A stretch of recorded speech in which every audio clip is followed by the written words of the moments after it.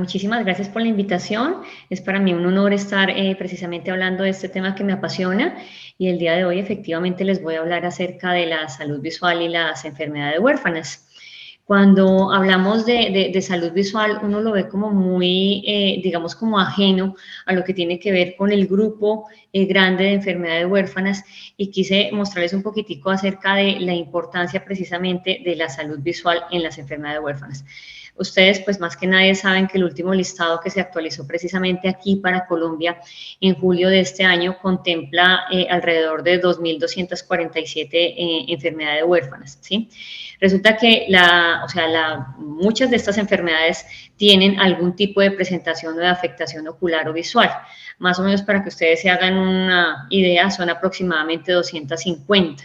Es decir que pues realmente son bastantes. Sin embargo, a mí me parecería importante que se tuviera en cuenta que incluso hay algunas enfermedades huérfanas que todavía no han tenido un análisis desde la parte visual.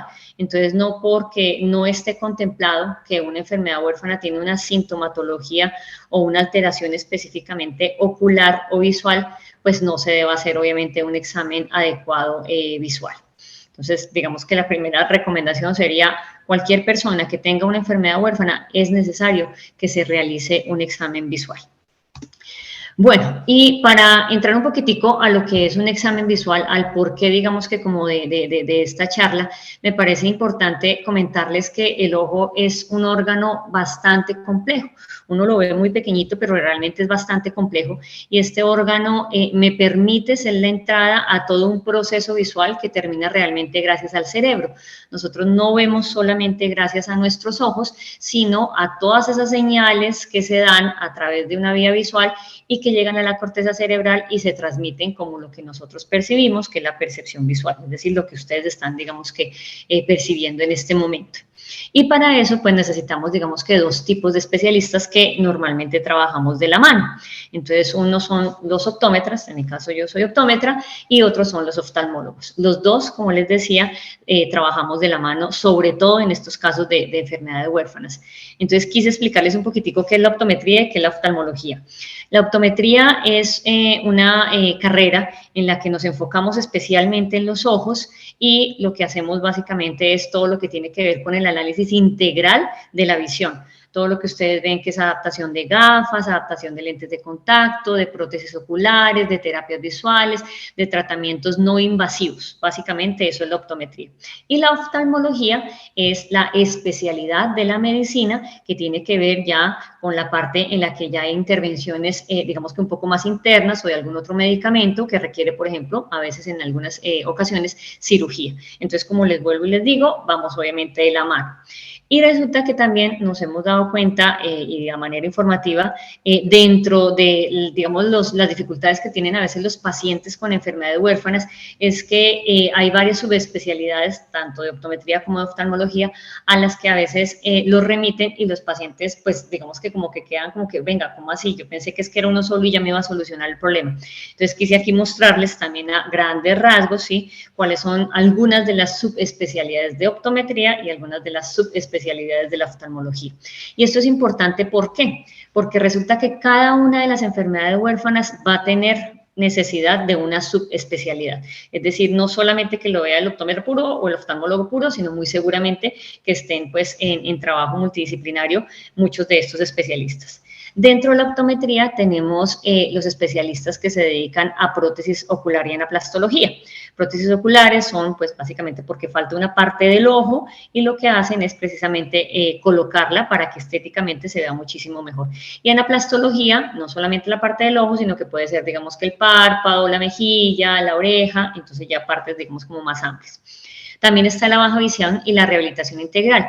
Algunas de las enfermedades huérfanas cursan con baja visión o con ceguera. Entonces, dentro de la baja visión, enseñan a los pacientes cómo con esa visión que tienen se pueden desempeñar de una forma integral en sus actividades diarias. Eso lo hace baja visión y rehabilitación. Otra es la ortóptica y la terapia visual. Por ejemplo, en mi caso, yo me encargo también de ortóptica y terapia visual. La ortóptica y la terapia visual hacen referencia a todo aquello que requiere tratamiento por medio de ejercicios. los estrabismos, que son esas desviaciones de los ojitos, las ambliopías, que es cuando no mejoran adecuadamente la visión, las insuficiencias de convergencia, cuando los músculos no funcionan muy bien. Y hay otra que es la contactología, que hace referencia a cuando se tienen que adaptar lentes de contacto, sobre todo lentes de contacto especiales. Esto en cuanto a optometría. Y la oftalmología también tiene unas subespecialidades que también las nombro aquí. Están los especialistas en córnea y superficie anterior. Aquí ustedes están observando precisamente en este modelo de globo ocular esta primera capita, que es la capa que se llama córnea. Entonces estos especialistas se, digamos, especializan en esta parte específica de la córnea. Muchas de las enfermedades huérfanas cursan con alteraciones corneales, entonces ellos se encargan de esto. La retinología, que es ya de la parte interna, imagínense que para que ustedes más o menos se hagan una idea, la retina es como un tapete que cubre la parte interna del ojo. Entonces, los retinólogos se encargan de esta parte. Una enfermedad muy común dentro de las enfermedades huérfanas es, por ejemplo, la retinosis pigmentaria. Entonces, por lo menos, ellos trabajan específicamente en esta zona. Los especialistas en glaucoma, que es básicamente una enfermedad que cursa generalmente silenciosamente, pero que quita la visión en la periferia, ellos trabajan o tratan precisamente esta enfermedad. Y la neurooftalmología, que tiene que ver más con toda esa, digamos, camino desde la parte visual, toda la vía visual hasta el cerebro, ver cuándo precisamente está alterada y por qué. Entonces, ya resumiendo esto como a grandes rasgos, ¿qué sería importante cuando un paciente tiene una enfermedad huérfana? Vuelvo y repito acá, independiente de que tenga una alteración visual o no, o de que tenga sintomatología visual o no, pues definitivamente todas las personas con una enfermedad huérfana deben realizarse un examen de optometría y de oftalmología. ¿Y qué no puede faltar cuando ustedes asisten precisamente a nosotros como especialistas? Pues definitivamente una historia clínica. Y cuando nosotros decimos una historia clínica, traigan todo lo que ustedes obviamente creen que puede ser necesario. El diagnóstico obviamente de su enfermedad, qué tipo de tratamiento pues le han realizado, específicamente si han tratado algo pues desde la parte visual o ocular, qué realizaron, si realizaron algún tipo de cirugía, algún tipo de procedimiento, si están usando gafas o usaron gafas en algún momento, si usaron lentes de contacto o en ese momento están usando lentes de contacto, qué medicamentos usó y usa actualmente. Y esto es muy, muy, muy importante porque digamos que la gran mayoría de las enfermedades huérfanas requieren algún tipo de medicación y esos medicamentos pueden llegar a afectar a nivel ocular. Me explico, por ejemplo, se puede estar utilizando un medicamento para alguna de las enfermedades huérfanas, pero este medicamento que controla la enfermedad huérfana puede llegar a producir ojo seco. Entonces, para nosotros es más fácil, obviamente, determinar cuál es la causa del ojo seco, para decir, mire, es por esa causa, digamos, de este medicamento que no se puede retirar, obviamente, de pronto, pues, llevarlo de la mano con el médico tratante o médico de cabecera, para poder, obviamente, saber, bueno, qué otras alternativas podemos tomar, o si se sigue tomando ese medicamento o administrando, desde nuestro lado, qué vamos a hacer para controlar, por lo menos, el ojo seco. Entonces, en el tema de los medicamentos, es muy importante que ustedes vayan, efectivamente, como con su listado, obviamente, los medicamentos, qué dosis y desde hace cuánto, obviamente, lo toman. Cuando hablamos de las enfermedades huérfanas, digamos que es un grupo muy grande, como les dije al comienzo, 2.257 enfermedades, pues tratar de resumirlas hoy acá en lo que tiene que ver con la parte visual, pues sería, digamos que como, pues muy difícil. Pero quise dividírselas para que nos quede, digamos que un poco más fácil poderlas entender. Entonces, hay dos divisiones específicas, que una son las enfermedades huérfanas exclusivas que tienen alteraciones específicamente visuales, es decir, que solamente afectan a los ojos y que el resto de los órganos y del cuerpo pues no las afectan. Por el contrario, hay otras enfermedades huérfanas que dentro de las afectaciones que están a nivel de todo el cuerpo están también las oculares. Un ejemplo de las exclusivas, por ejemplo, puede ser el albinismo ocular, los ojitos nada más. Una de las asociada, entonces, el albinismo oculocutáneo, es decir, no solamente es ocular, sino también obviamente, de la piel. Y, pues, obviamente pueden haber síndromes y enfermedades diferentes que están asociadas de esta manera. Otra división que nosotros podemos llegar a darle ya cuando se habla de las enfermedades huérfanas que tienen específicamente o exclusivamente una alteración a nivel visual es cuando hay ausencias en alguna parte del ojo o del ojo, que es el caso de la anoftalmia, que más adelante se las voy a mostrar, aunque aquí de todas formas se ve con este chiquito en el que pues el ojo no se desarrolló, su ojito derecho no se desarrolló, ¿sí? O cuando falta una parte, digamos, de ese globo ocular, por ejemplo, no se desarrolló el párpado, podría ser. Otras son los colobomas, que los colobomas, a diferencia de las ausencias, ¿sí?, hacen referencia a que no se desarrolló una partecita de esa estructura. Otra vez con el párpado. Entonces, en el caso de el coloboma de párpado es que hubo una parte del párpado que no se desarrolló y falta esa partecita. Y otras son las malformaciones, que quiere decir que no se desarrollaron adecuadamente, que generalmente están relacionadas con alteraciones durante el embarazo, la gran mayoría de las veces por factores teratógenos, es decir, algo que ocurrió durante el embarazo y que hizo que causara pues esto, o que simplemente es aislado y se dio la malformación, que generalmente están asociados con mutaciones. Y también cuando hablamos de las enfermedades huérfanas, específicamente, digamos que como del ojo, se refieren también, o las podremos también definir como la función anormal del globo ocular completo o de alguna parte del ojo. Entonces, por lo menos, el globo ocular se pudo haber desarrollado perfecto, pero una capa interna de la retina, que recuerden que era la última capa, digamos, del ojito, específicamente que se llama conos y bastones, no se desarrolló adecuadamente. Entonces las personas no ven adecuadamente los colores y pues digamos que no se pueden, no pueden desarrollar una visión del color o cromática adecuada. Y dentro de las enfermedades huérfanas también hay otras divisiones, que son las enfermedades y los síndromes, que ya son grupos, digamos, de enfermedades en los que pueden ir específicamente en una enfermedad como la enfermedad de Coats, que está específicamente relacionada con la retina, o un síndrome como por ejemplo que ustedes ven acá, el síndrome de Marfan, que está relacionado pues con varias estructuras del cuerpo, pero que también tiene alguna afectación ocular. Teniendo en cuenta esto, quise mostrarles como a grandes rasgos algunas de las enfermedades huérfanas que pueden llegar a tener afectación ocular. Una de ellas es la anoftalmia, ¿sí?, que es la imagen que ustedes observan aquí en la parte inferior, ¿sí? No se desarrolló el globo ocular, cuando uno abre el párpado, pues no se desarrolló, digamos, como lo que debe tener por dentro el ojito.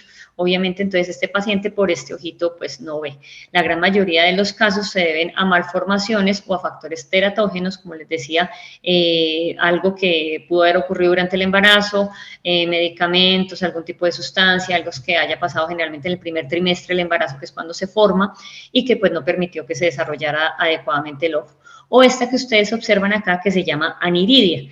El iris es este azulito que ustedes ven acá, que es el que le da el color, digamos que a nuestros ojos, y en el caso de la aniridia, pues no se forma el iris. Al no formarse el iris, pues no hay esta, digamos, como forma funcional de funcionar, ¿sí?, en la que simplemente lo que hace el iris es hacerse un poquito más pequeñito con la pupila que está en la parte central para poder filtrar la cantidad de luz.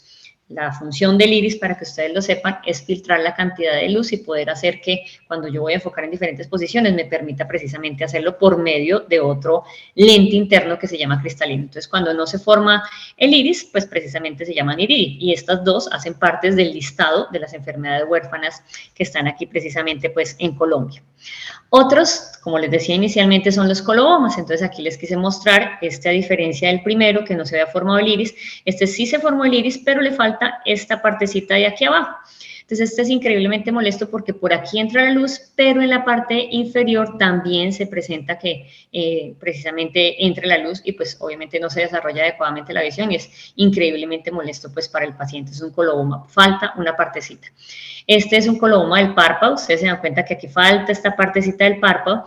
Los párpados son fundamentales en nuestra visión porque nos ayudan a hacer una barrera protectora y a derramar o a más bien esparcir la lágrima que se produce todo el tiempo, no solamente cuando lloramos, sino todo el tiempo sobre toda la superficie ocular. Entonces, en este caso, este niño muy seguramente tiene problemas de la superficie ocular porque el párpado no hace el barrido adecuado y no tiene una labor de protección. Entonces, aquí lo que se debe hacer, pues obviamente es contemplar una cirugía para que se reestructure esa párpado de forma pues más adecuada. Y este es el coloboma de nervio óptico, que el nervio óptico está en la parte interna del ojo. hagan de cuenta en donde está la retina, que les decía que era la capa interna del ojo, hay un agujerito por el que se drena toda la información que va a empezar a llegar a través de la vía visual, las arterias y las venas. El nervio óptico es esa cabecita, entonces aquí en este caso no se formó, y entonces al no formarse, pues obviamente digamos que no hay una buena forma de llevar la información, digamos que a nivel cerebral. Dentro de las enfermedades huérfanas también están unas específicas que, como les decía al comienzo, sí, están relacionadas a nivel ocular o visual. Este es el caso del albinismo ocular. El albinismo ocular, realmente la molestia que presenta para los pacientes es que el iris, sí, es demasiado translúcido. Entonces, imagínense que en vez de hacer su función de ayudar a regular la entrada de la luz, no permite que se regule esa entrada de la luz adecuadamente y la luz empieza a pasar por varias partes. Entonces, son pacientes que en muchos casos no desarrollan adecuadamente su visión porque empieza a presentarse algo que se llama nistagmus, que es por la mala fijación que tuvieron obviamente desde bebés. La buena noticia es que actualmente por lo menos se pueden adaptar incluso lentes de contacto desde bebés que puedan llegar a evitar que estos pacientes terminen incluso en baja visión. La retinosis pigmentaria, esta que ustedes observan acá, básicamente es una alteración, ¿sí?, de la retina, de la parte interna del ojo, en la que generalmente pues no se percibe obviamente las imágenes de forma adecuada, hay una molestia a la luz, incluso puede terminar pues con ceguera. La enfermedad de Coats, que es esta que ustedes observan acá, básicamente hace referencia a la vasculatura de la retina, no se forma, no se da de buena manera y precisamente se presentan estas alteraciones. Y la amaurosis congénita de Leber es una de las causas de ceguera, desafortunadamente, en la que precisamente se altera también precisamente la capa de la retina. Tenemos otro tipo, digamos, de enfermedades huérfanas, está la aplasia cutis con miopía, ¿sí? Básicamente este tipo de pacientes, estos pacientes, perdón, presentan miopía, que miopía, para que ustedes sepan, es la condición en la que el paciente no ve bien de lejos. Ustedes ven aquí que sin las gafas, pues las imágenes se ven increíblemente borrosas, pero cuando el paciente se coloca las gafas, pues ve muchísimo mejor. Entonces, este tipo de pacientes requiere obviamente el uso de gafas. Está la blefaroptosis ectopia lentis, en la que hay una ptosis, que es la caída del párpado, digamos que aquí en la parte, digamos que superior, el párpado que está acá, realmente lo que hace es caer, y entonces aquí en este caso lo que ocurre es que no permite que haya una entrada adecuada de luz. Y ectopia lentis hace referencia a que la parte interna del ojo, que tiene un lente que se encarga de acomodar las imágenes, que se llama cristalino, que debe ser cristalino, no precisamente está formado adecuadamente, puede subluxarse, o sea, moverse, ¿sí?, y no estar funcionando bien, o simplemente pues puede estar, digamos, como que movido. En el caso de las cataratas, hay muchos tipos de cataratas, pero hay cataratas específicamente que están relacionadas, sino que están definidas como enfermedades huérfanas. Unas de ellas son las cataratas, que están relacionadas con miocardiopatías o con nefropatías. Las cataratas, ¿qué son? Es el lente que está en la parte interna del ojo. Entonces lo que ocurre es que debería ser cristalino, transparente, por eso se llama cristalino, pero él se opacifica. Y al estar opacificado, pues no entra la luz de forma adecuada y el paciente no puede ver bien. Entonces, en este caso también hay que hacer ciertas intervenciones para devolver, en el caso de que sea posible, sí, la visión, y ver si no hay alguna otra estructura, digamos que alterada. Y está la distrofia de conos y bastones, en la que en la retina, nuevamente repito, la parte interna del ojo, ¿sí?, hay varias capas. Una de ellas es la de conos y bastones, que son estas células que ustedes, o estas partecitas que ustedes observan acá, que se encargan de permitirme ver a mí en blanco y negro, a todos en blanco y negro, y los colores. Los conos son los de los colores, los bastones movimiento y blanco y negro, ¿sí? Entonces se ven alterados y el paciente, pues por ende, no tiene una buena visión. También están diferentes síndromes que están relacionados específicamente precisamente con a nivel ocular. Dentro de ellos les quise nombrar dos, que son de pronto como los más conocidos, ¿sí? Uno es el síndrome de Marfan, que es el que ustedes observan acá. Son personas que generalmente tienen extremidades muy largas, son hiperlaxos, y a nivel ocular cursan con subluxación del cristalino, o luxación del cristalino, que quiere decir que ese cristalino, que debería estar así, pues digamos que se mueve hacia un lado o hacia el otro. Entonces son pacientes que no pueden ver muy bien hasta que se haga obviamente un tratamiento adecuado cuando es lo más indicado. Y el síndrome de Axenfeld-Rieger, que cursa con alteraciones también a nivel ocular, y también se observa este tipo, digamos, como de alteraciones a nivel de su dentadura. Entonces estos pacientes también requieren obviamente un tratamiento multidisciplinario tanto por optometría como por oftalmología. Cuando hablamos ya del tratamiento, por más que quise condensárselos, pues cada uno de digamos, de las enfermedades huérfanas tiene un tratamiento completamente diferente. Y es importante que ustedes sepan que cada enfermedad huérfana, a pesar de que dos pacientes tengan exactamente la misma enfermedad huérfana, pueden requerir un tratamiento distinto. Entonces, unos, pues son los medicamentos, hay algunos incluso medicamentos que son pues de aplicación directamente en el ojo, otros que son pues obviamente por ingesta. Es importante que se lleve de acuerdo a lo recomendado obviamente por el especialista o el subespecialista. Otro es la terapia génica. Esto está cobrando gran importancia actualmente, sobre todo para algunos tipos de retinosis pigmentaria, en el que precisamente por medio de genética, ¿sí?, se logra modificar pues digamos que algunas situaciones en el ojo para que tratar de evitar que no progrese más, digamos que la enfermedad. Otras son las prótesis oculares, que es lo que ustedes observan acá. En el caso de las prótesis oculares, se hacen específicamente para evitar que se siga deformando pues el resto, digamos, de la estructura craneofacial. En el caso de los niños que nacen con anoftalmia, que recuerden que no nacen con ojito, se coloca obviamente un conformador y posteriormente una prótesis ocular que permita que el resto del rostro se desarrolle adecuadamente, no solamente por estética, sino también por la parte funcional. Y pues obviamente a la larga para que pues la autoestima de este pequeño no se vea alterada pues de gran manera. Y las cirugías, que en caso de las cataratas, pues que se tienen que extraer, o si se tiene que observar, que se tiene que hacer algún otro tipo de cirugía, pues obviamente se tiene que realizar. Dentro de los tratamientos también están las gafas, y aquí hay algo que es muy importante. Hemos detectado que muchos de los pacientes desafortunadamente no usan sus gafas como debería, digamos que ser. En el caso, por ejemplo, de los pacientes que tienen anoftalmia, si un ojito no se desarrolló, pero el otro ojo sí, y el otro ojo está bien, se necesita que se usen gafas de uso permanente. ¿Por qué? Porque tienen que proteger el ojito que está funcionando de forma adecuada. O en el caso, por ejemplo, de los pacientes miopes, pues lógicamente que utilicen sus gafas para poder obviamente observar mejor. O hay algunas gafas que vienen con filtros especiales para poder hacer que precisamente su visión se optimice a pesar de que sean pacientes de baja visión. También se puede usar, se puede adaptar lentes de contacto. Ahorita la tecnología es maravillosa, hay diferentes tipos de lentes de contacto. Están lentes de contacto rígidos, blandos, lentes de contacto que permiten precisamente, como en el caso del albinismo, tratar de evitar que la luz entre, digamos, como que desaforadamente, y por el contrario se filtre y haya una adecuada fijación para evitar el nistagmus a futuro.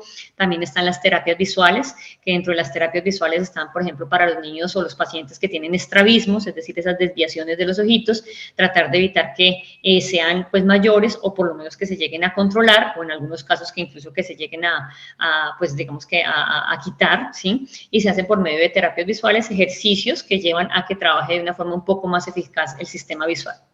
Y la rehabilitación integral y baja visión, que esta es increíblemente importante, porque es ya cuando un paciente está diagnosticado con baja visión o con ceguera, se le enseña cómo precisamente se puede desempeñar en la sociedad con el residual, por decirlo así, de visión que tenga, o cómo puede obviamente optimizar sus capacidades para poder obviamente continuar durante su vida.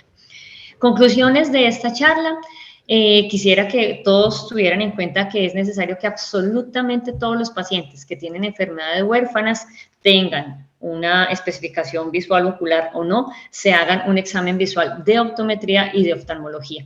Hay muchas condiciones, hay muchas enfermedades huérfanas que apenas se está empezando a evaluar o a percibir que también tienen alteraciones obviamente visuales. Entonces, entre más precisamente se nutra esa evaluación, más vamos a poder hacer más precisamente por ustedes, por los pacientes. Otra cosa es que es necesario que se haga siempre un control visual anual. A veces nos llegan pacientes en los que nos dicen, no, es que hace 3 años me valoraron. No, es importante que ustedes hagan un control visual anual como mínimo de optometría y oftalmología, o según el caso, digamos en el caso de los glaucomas, en el caso, por ejemplo, de las cataratas, de las terapias visuales, obviamente con menor frecuencia.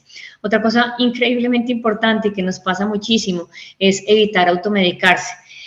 Por más sencillo que parezca el cuadro, de repente están presentando secreción, fueron a la droguería y les medicaron algo que no era lo adecuado, eso puede terminar a veces mal. Entonces, definitivamente, no automedicarse. Lo que le sirvió a un paciente puede que no le sirva a otro paciente. Entonces, es necesario que visiten, obviamente, a los especialistas.